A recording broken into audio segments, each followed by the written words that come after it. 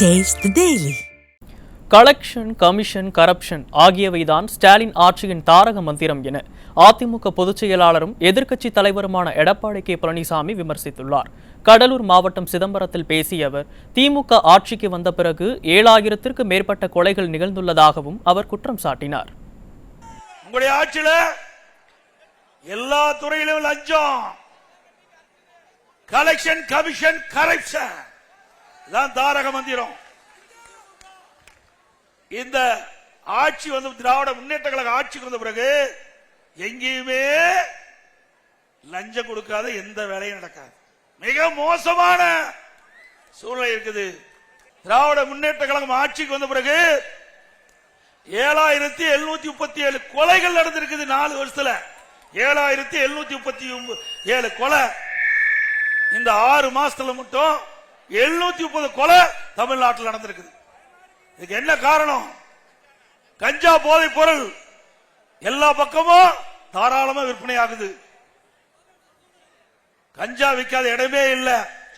மாணவர்கள், இளைஞர்கள், பொதுமக்கள் கஞ்சாவை பயன்படுத்தி சீரழியக்கூடிய காட்சி திமுக ஆட்சியில பார்க்கிறோம்.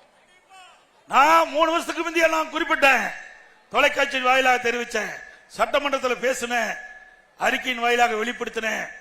அப்பெல்லாம் இந்த ஆட்சியால் கண்டுகொள்ளவில்லை. இன்றைக்கு போதைப் பொருள் நிறைந்த மாநிலமா தமிழ்நாடு காட்சியளிக்குது.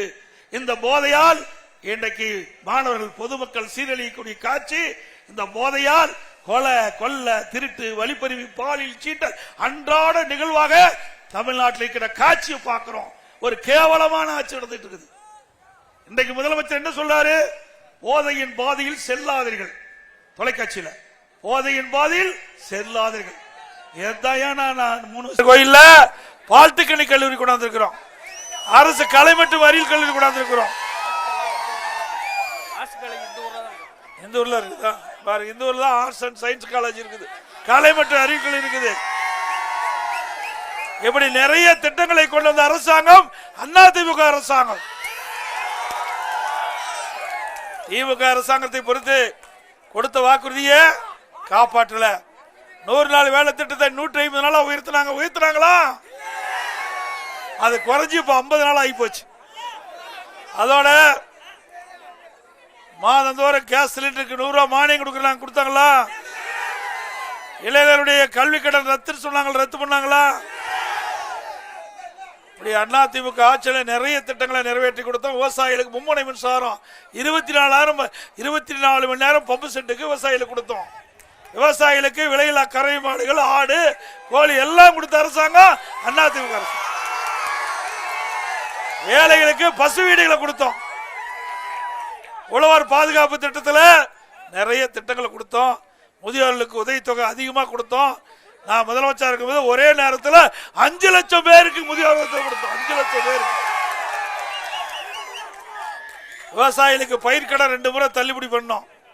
இப்படி நிறைய திட்டங்களை கொண்டு வந்த அரசாங்கம் அதிமுக அரசாங்கம். இது உங்களுடைய அரசாங்கம், மக்களுடைய அரசாங்கம், விவசாயியுடைய அரசாங்கம். அடுத்து வருகின்ற சட்டமன்ற தேர்தலில் அனைத்து இந்திய அண்ணா திராவிட முன்னேற்ற கழகத்தை ஆதரித்து மீண்டும் அனைத்து இந்திய அண்ணா திராவிட முன்னேற்ற கழகம் ஆட்சிக்கு வருவதற்கு நீங்கள் அத்தனை பேரும் துணை நிற்க வேண்டும் என்று கூறி வாய்ப்புக்கு நன்றி கூறி விடைபெறுகின்றேன். நன்றி, வணக்கம். அறிவிச்சார் பாண்டியன் ஊரு, சொந்த ஊர்னாரு. இரவு 10 மணி ஆனாலும் அதையெல்லாம் பொருட்படுத்தாம எங்களை வரவேற்ற அத்தனை நல்ல உள்ளங்களுக்கும் நன்றி, நன்றி, நன்றி.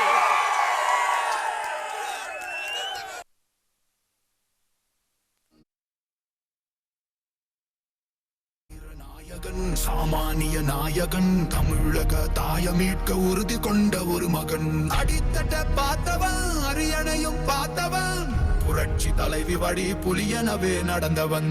ஏழ வாழ வாழ வைக்க சீறி வந்த திருமகன், ஏறு கலப்ப புடிச்சு மேல ஏறி வந்த தலைமகன். ஏழ வாழ வாழ வைக்க சீறி வந்த திருமகன், ஏறு கலப்ப புடிச்சு மேல ஏறி வந்த தலைமகன்.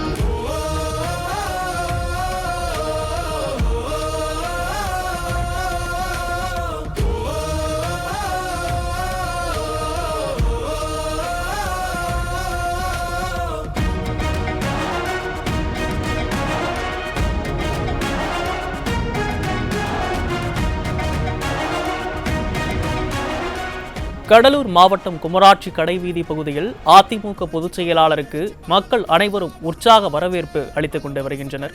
குமராட்சி கடைவீதி கடலூர் பகுதியில் மக்கள் அனைவரும் பொதுச் செயலாளர் அவர்களுக்கு உற்சாக வரவேற்பு அளித்துக் கொண்டிருக்கின்றனர்.